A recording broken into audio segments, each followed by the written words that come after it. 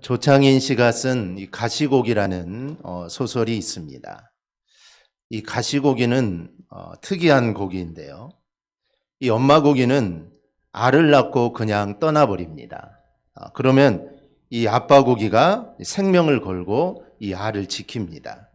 그런데 알에서 이 새끼가 나오면 새끼는 아빠의 고생을 모르고 야속하게 다 떠나버립니다. 그러면 아빠 고기는 스스로 바위에 머리를 박고 죽습니다. 그러한 가시고기의 이 모습이 조창인 씨의 소설 속에 잘 나타나 있습니다. 이 가시고기는 영화로도 제작돼서 이 상영이 되었는데요. 어느 날 한 가정에 10살짜리 다우미에게 이 백혈병이 찾아옵니다. 그러자 부잣집 딸로 자랐던 이 엄마는 아이 곁을 떠나게 되고 이 가난한 아빠가 혼자 아이의 병을 고치려고 혼신의 노력을 다하면서 아이 곁을 끝까지 지키게 됩니다. 아이가 조금 괜찮아지면 함께 여행도 하고 즐겁게 지내다가 또 아이가 병세가 약화되면 또 병원에 입원하기를 10번이나 반복을 합니다. 바로 그때 돈 많은 중년 화가와 이 재혼을 한 이 엄마가 이 아이를 데려가려고 합니다. 사랑해서 데려가는 것이 아니라 이 아이가 가지고 있었던 이 조각 솜씨가 탐이 나서 아이를 데려가려고 한 것이죠. 이 사실을 알고 아빠는 아이를 보내지 않고 자기 스스로 이 아이의 병원비를 해결하려고 합니다. 그리고 장기 매매를 통해 자기의 신장을 팔기로 결정을 하고 이 병원에 가서 검사를 받습니다. 그런데 검사를 받았는데 자기도 이미 간암에 걸려서 오래 살 수 없다라는 이 판정을 받게 됩니다. 그러니까 신장을 팔 수도 없는 겁니다. 그래서 그는 각막을 팔고 한쪽 눈을 실명을 합니다. 그런 상황에서 다행히 일본의 한 이름 모르는 젊은이가 자기의 골수를 기증한다고 해서 이 다우미는 골수 이식 수술을 성공하여 살아나게 되고 점차 건강을 회복하게 됩니다. 반대로 다우미 아빠는 간암으로 이제 점차 죽어갑니다. 복수가 차고 또 황달이 생기고 그런 상황에서 이제 다우미를 만날 수 없어서 어쩔 수 없이 다우미를 이제 엄마에게 보냅니다. 결국 이 아빠의 사랑으로 다우미는 백혈병을 극복하지만 아빠는 혼자 죽는다는 이야기가 이 가시곡이라는 영화의 이 줄거리입니다. 그런데 우리가 여기서 좀 생각해 봐야 될 것, 우리가 주목해야 할 것은 다우미 아빠는 특별한 영웅이 아니라는 사실입니다. 그가 영웅이어서 특별한 사람이어서 그렇게 한 게 아니다라는 것이죠. 아마 거의 대부분의 부모들은 이런 경우를 만나면 아마 자녀들에게 비슷한 사랑을 줄 겁니다. 그런데 정말 우리가 그처럼 사랑하는 자녀를 우리가 무엇으로 지킬 수 있겠습니까? 돈이 있어야 합니까? 물론 돈이 있으면 조금 안심이 되는 것 같습니다. 그러나 이게 정말 안심이 될까요? 이 돈이라는 것은 어느 한순간에 휩쓸려서 어느 한순간에 날아갈지 모르는 것이 바로 이 물질입니다. 그래서 이 물질이 우리의 자녀를 지켜줄 수도 없고 우리를 안심시켜줄 수도 없습니다. 돈은 그렇다 치고 요즘 부모들이 자녀들에게 얼마나 많은 노력을 하는지 모릅니다. 옛날에는 우리 아버님 때, 우리 부모님이 태어났을 때는 그냥 낳아만 오면 큰다라고 했는데 요즘은 그렇지 않죠. 이 자녀들에게 얼마나 우리가 정성을 쏟는지 모릅니다. 그런데 부모의 그런 노력에도 불구하고 자녀들의 모습을 보면 이 부작용만 더 많습니다. 즉 부모의 노력만큼 자녀들이 보답을 하지 못합니다. 그러므로 사람의 노력이나 물질만으로는 자녀들의 앞길을 장담할 수가 없습니다. 그렇기 때문에 부모가 자녀를 위해서 정말 꼭 해줘야 할 것이 있습니다. 그게 바로 이 기도입니다. 오늘날 가정마다 얼마나 어려움이 많습니까? 분명히 사랑하는 관계인데 가장 사랑하는 사람과 큰 상처를 주고받는 것이 우리의 가정의 사정입니다. 그래서 기도가 필요합니다. 한 연인이 있었습니다. 이 둘이 얼마나 사랑하는지 모릅니다. 사람이 보든 말든 정말 민망할 정도로 애정 행각을 펼칠 정도로 이 둘은 너무나 사랑합니다. 그래서 야 빨리 결혼하면 좋겠다. 그래서 이들은 정말 사랑하는 마음으로 결혼을 했습니다. 사람들은 생각하기를 야 그렇게 사랑하여서 결혼했으니 아마 잘 살 거야. 평생 잘 살 거야 했는데 결혼한 지 2년 만에 갈라섰습니다. 흔히 사람들은 사랑이 가정을 지켜준다고 생각을 합니다. 사랑만 있으면 가정을 지킬 수 있다. 그런데 아닙니다. 사랑이 가정을 지키는 것이 아니라 하나님의 은혜가 있는 가정이 이 둘의 사랑을 지켜줄 때가 정말 많습니다. 그러므로 우리는 늘 하나님께 은혜를 달라고 우리는 기도해야 합니다. 바로 이 기도가 내 개인과 가정과 자녀와 교회를 복되게 하는 이 최대의 자원, 이게 바로 기도입니다. 가을이 온 것 같은데 겨울이 되어버렸습니다. 몇 년 전부터 이 봄가을이 없어졌습니다. 봄인가 보다, 이제 가을인가 보다, 이제 얇은 긴팔을 한번 입어봐야겠다 생각하면 이제 파카를 입어야 합니다. 우리나라도 이제 봄, 가을이 많이 사라져버리고 있는데요. 기도하기 좋은 가을이 왔다 싶었는데 금세 추운 겨울이 되었습니다.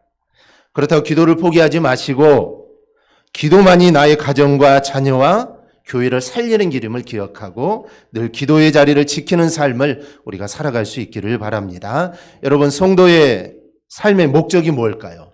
우리가 왜 살아갑니까?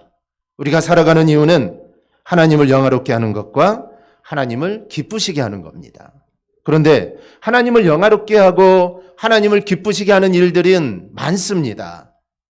우리가 섬김과 헌신과 봉사와 선교, 전도 등등 모두가 하나님을 영화롭게 하는 일들이며 하나님을 기쁘시게 하는 일들입니다. 그런데 그게 말처럼 쉽지 않습니다. 우리 육신의 소욕이 앞서기 때문에 쉽지 않습니다. 그래서 우리는 기도해야 합니다. 기도가 없이는 헌신도 희생도 자기의 공로가 됩니다. 기도하지 않고서는 많은 봉사를 하더라도 그것이 하나님의 영광이 되기보다는 자기의 의가 되고 자랑이 되는 경우가 많습니다. 처음에는 겸손하게 시작하더라도 사단은 어떠한 형식으로든지 우리 안에 교만한 마음을 넣습니다. 그리고 대접받고 싶은 마음들을 우리 안에 넣습니다. 결국은 영적인 열매를 맺지 못하게 됩니다. 그래서 하나님의 일을 처음에는 겸손하기 시작했는데 그게 시험거리가 되어서 시험에 들게 된다는 것이죠. 그런데 기도하고 시작하면 그런 순간이 와도 사단이 역사해도 성령께서 겸손한 마음을 주십니다. 그래서 그걸 이겨낼 수 있다는 것이죠. 그래서 결국은 섬김과 봉사를 통한 일들이 하나님의 영광이 되는 것입니다. 뿐만 아니라 어떤 일을 하는 동안 우리가 지치고 포기하고 싶을 때가 있습니다.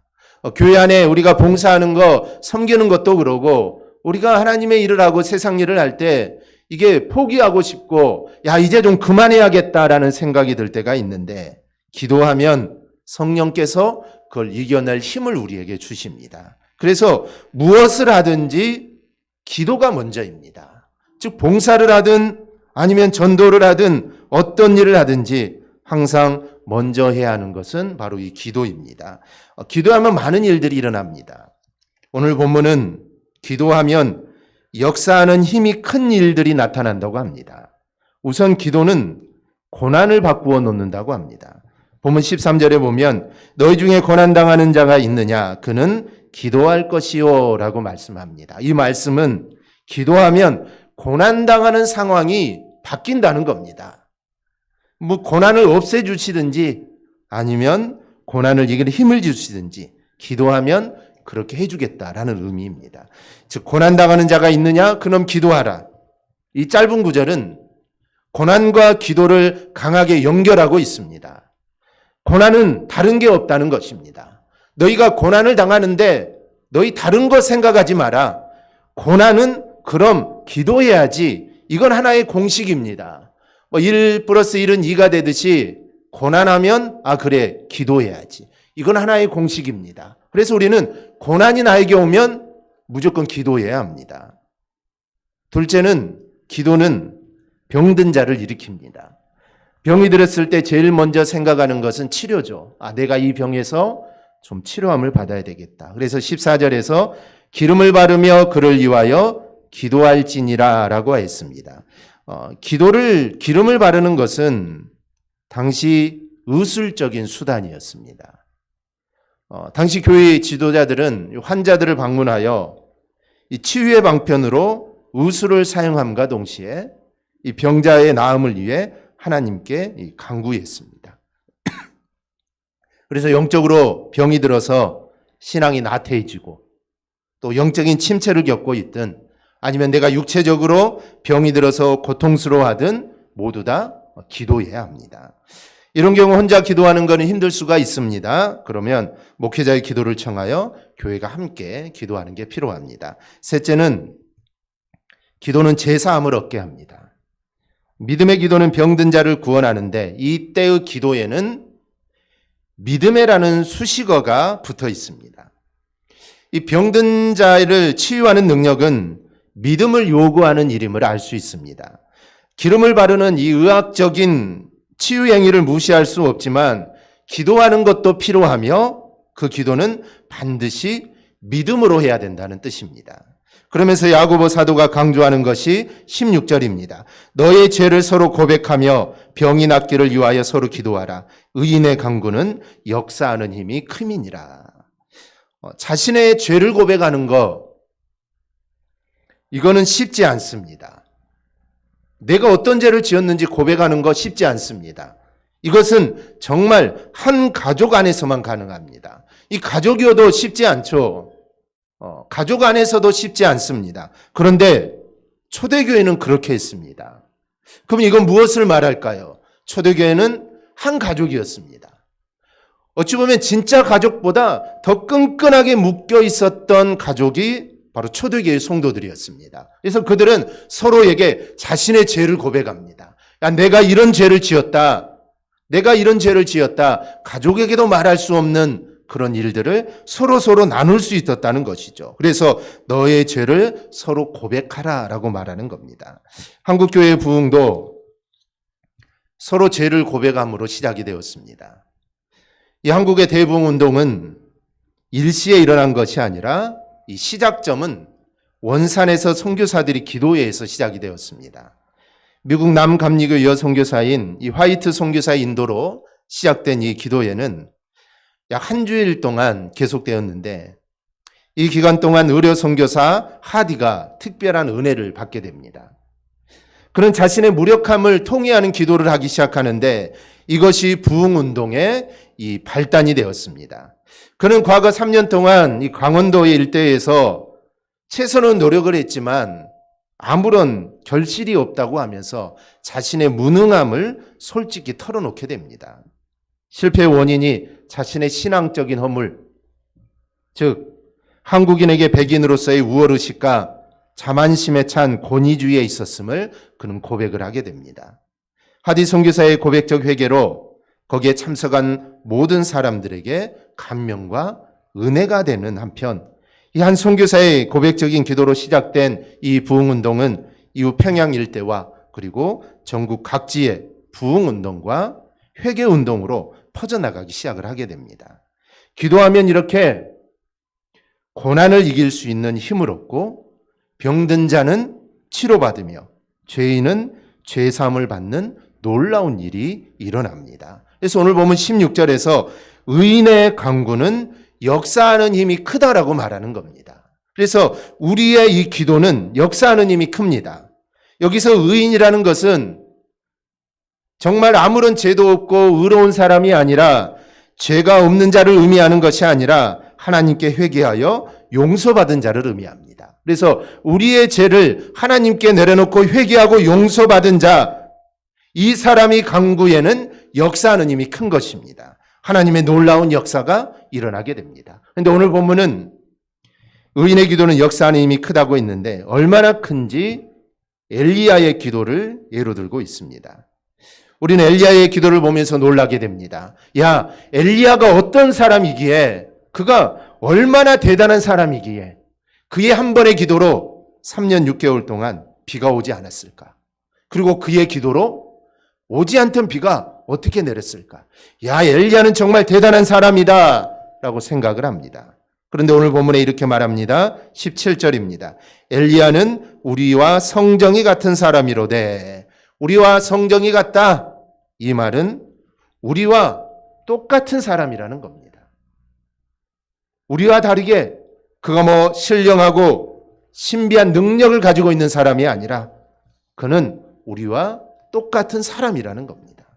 그러니 우리도 엘리야와 같은 기도를 얼마든지 할 수 있다는 겁니다. 그가 특별한 사람이면 모르겠지만 그렇지 않습니다. 그도 우리와 똑같은 사람입니다. 화나면 화를 내고 죄짓고 하나님 앞에서 하나님 말씀대로 살지도 못하고 똑같은 사람입니다. 그렇기 때문에 우리도 충분히 엘리야와 같은 능력들을 우리도 행할 수 있습니다. 그럼 엘리야와 같이 역사하는 힘이 큰 기도를 하려면 어떻게 해야 합니까? 먼저는 하나님 앞에서의 기도입니다. 엘리야가 갈멜산 이 꼭대기에서 하나님께 비를 달라고 기도하는데 우리는 그 모습을 좀 살펴봐야 합니다. 열왕기상 18장 42절에 보면 엘리야는 땅에 꿇어 엎드려 얼굴을 무릎 사이에 놓고 기도했다라고 합니다. 지금은 예배당이 다 의자로 되어 있습니다. 근데 제가 어렸을 때 시골 교회는 거의 대부분 마루바닥이었습니다. 그래서 거기에서 예배도 드리고 기도도 하죠. 무릎 꿇고 1시간 동안 예배하면 이 다리가 쥐 안 나는 사람이 없습니다.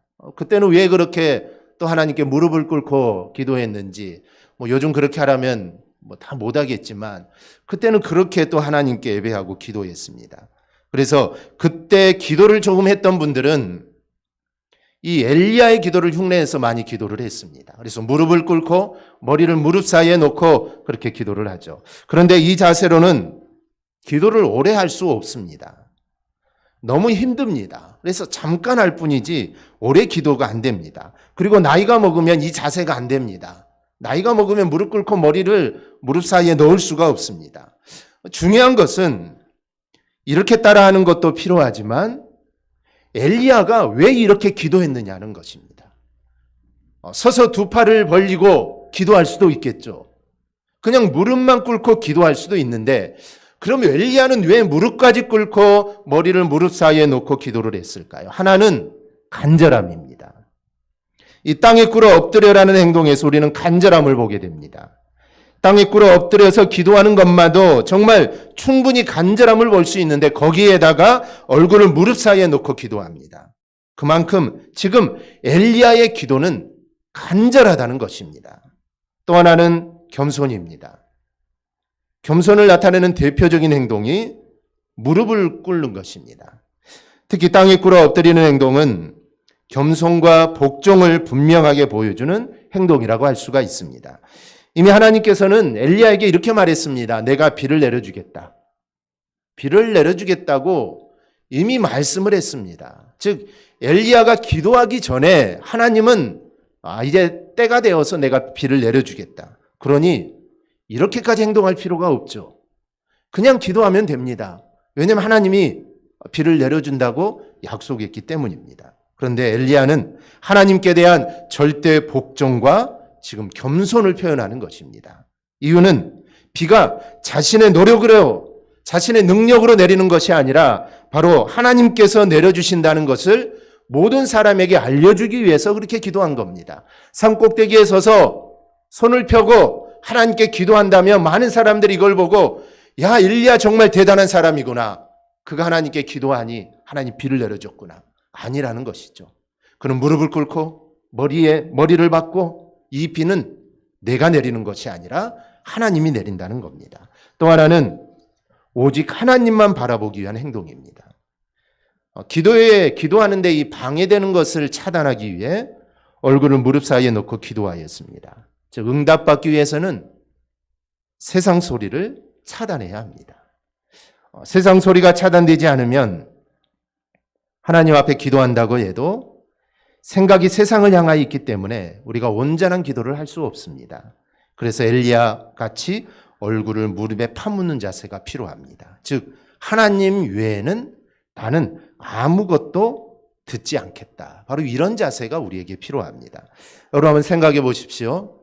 이 갈멜산 꼭대기에서 바알과 아세라 선지자 850명과 엘리야 한 사람, 850대 1로 대결을 합니다. 바알과 아세라 선지자들은 기도에도 응답을 받지 못했습니다. 실패하죠. 자신들의 신이 죽었는지 살았는지 엘리야의 말대로 잠을 자는지 알 수 없다는 겁니다. 엘리야에게 실컷 놀림을 당했습니다. 더 열심히 한번 기도해봐라. 더 소리쳐봐라. 이제 그들의 기도가 끝나고 엘리야의 기도 차리가 되었습니다. 그러면 그 850명이 가만히 있었을까요? 여러분 같으면 가만히 있겠습니까? 엘리야에게 얼마나 놀림을 당했습니까? 그럼 이 850명은 쥐죽은 듯이 가만히 있지 않았겠죠? 그들도 너 한번 당해봐라. 너 한번 당해봐라. 막 그들은 소리를 쳤을 겁니다. 엘리야의 기도를 방해했겠죠. 그런 모습이 상상이 됩니다. 그런 상태라면 기도가 제대로 될 리가 없죠. 얼마나 시끄럽겠습니까? 기도가 제대로 될 리가 없습니다. 모든 운동도 다 그렇지만 이 골프와 양궁은 이 주변 환경에 민감하게 작용하는 운동 중에 하나입니다. 이 골프, 우리가 TV에서 골프하는 것을 보면 이 퍼팅을 할 때 갤러리들이 기침 소리 하나 내지 않습니다. 그 기침 소리 하나가 이 퍼팅이 흔들리게 되는 것입니다. 양궁도 마찬가지죠. 그래서 그런 환경에 적응하기 위해 이 양궁, 우리나라 양궁 국가대표 선수들은 야구장에 가서 훈련을 하죠. 정말 수만 명이 모여있는 그 야구장, 함성이 얼마나 큽니까? 바로 그 함성 소리에서 훈련을 합니다. 그래서 그런 환경을 미리미리 대비한 것이죠. 그래서 그런 환경을 극복하는 훈련을 하는 겁니다. 우리가 기도할 때 우리 마음속에 어떤 생각들이 기도를 방해합니까? 우리의 기도를 방해하는 생각들이 많습니다. 그게 응답이 될까? 그게 과연 이루어질까? 이런 불신앙적인 생각들이 올라옵니다. 사탄은 우리가 기도하지 못하도록 온갖 부정적인 생각과 불신앙적인 생각들을 우리에게 집어넣습니다. 그런데 우리는 그런 소리에 절대로 귀를 기울여서는 안 됩니다. 그런 소리에 귀를 기울이는 바로 그 순간 우리의 기도는 실패하게 되고 우리의 기도는 허공을 떠도는 기도가 됩니다. 그러므로 우리는 기도할 때 오직 하나님만 바라보며 기도해야 합니다. 그러니 우리도 기도할 때 엘리야처럼 우리가 기도하기를 바랍니다. 간절함으로, 그리고 겸손함으로, 그리고 오직 하나님만 바라보며 기도할 수 있기를 바랍니다. 그러면 기도의 응답이 우리에게 반드시 임하게 될 줄 믿습니다. 또 하나는 쉬지 않고 기도해야 응답받습니다. 이 기도는 기독교에서 가장 중요한 요소 가운데 하나인데 이 기도는 몇 가지 특징이 있습니다.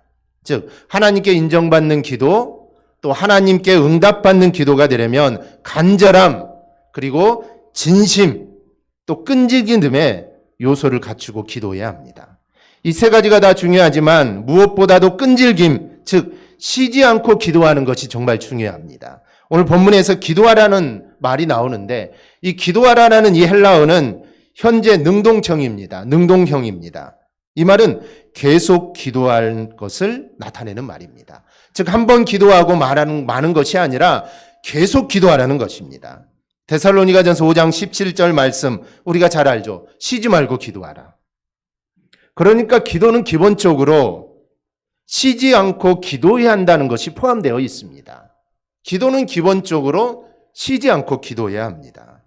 기도를 하다 말다 하면 그 기도는 의미가 없습니다. 그래서 쉬지 않고 기도한다는 것은 오늘 말씀에서 어찌 보면 가장 중요한 말씀입니다. 기도를 하다 말다 하면 응답이 없기 때문입니다. 기도를 기분에 따라 하면 응답받기 어렵습니다.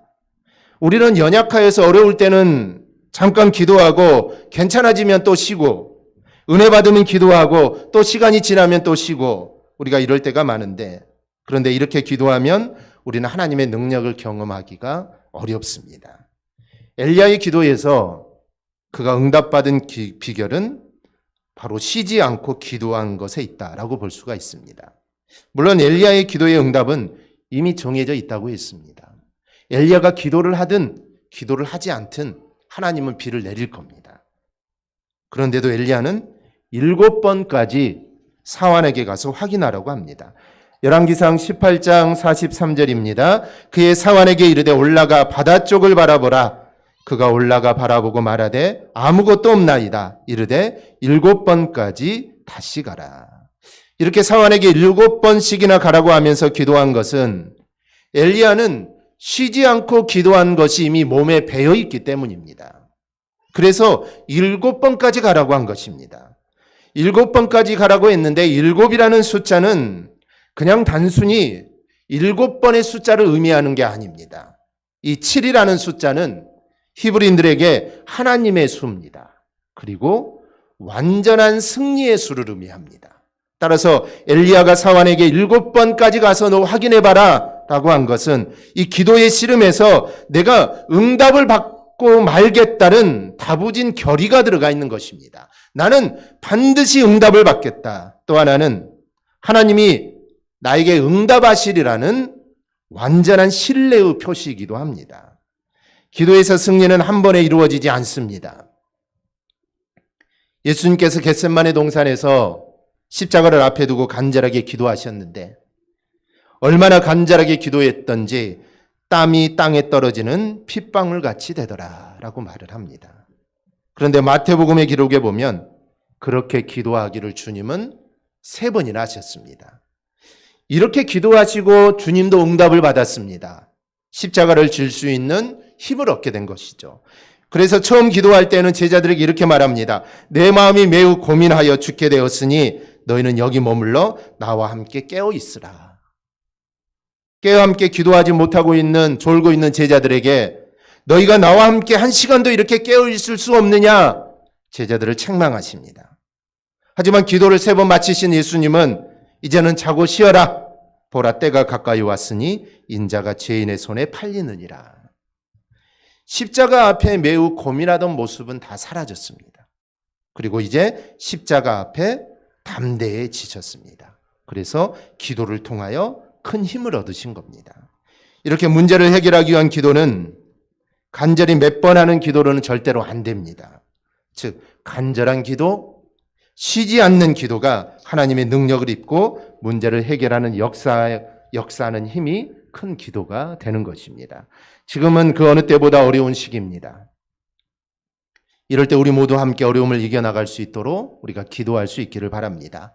엘리야가 기도했던 것처럼 어려운 상황이 어떻게 되어가든지 7번 확인해가며 계속해서 기도하시기 바랍니다. 그러면 분명히 하나님께서 이 어려움을 해결해 나갈 수 있는 힘을 우리에게 반드시 주실 것입니다. 이 기도에는 실패가 없다라는 책이 있습니다.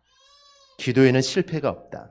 이 책 속에는 기도의 사람, 영적 거장, 6인이 말하는 하나님을 움직이는 기도 응답의 비밀에 대해서 말합니다. 그 중에 이 바운즈라는 사람의 글이 나옵니다. 기도하라. 좀 더 열심히 기도하라.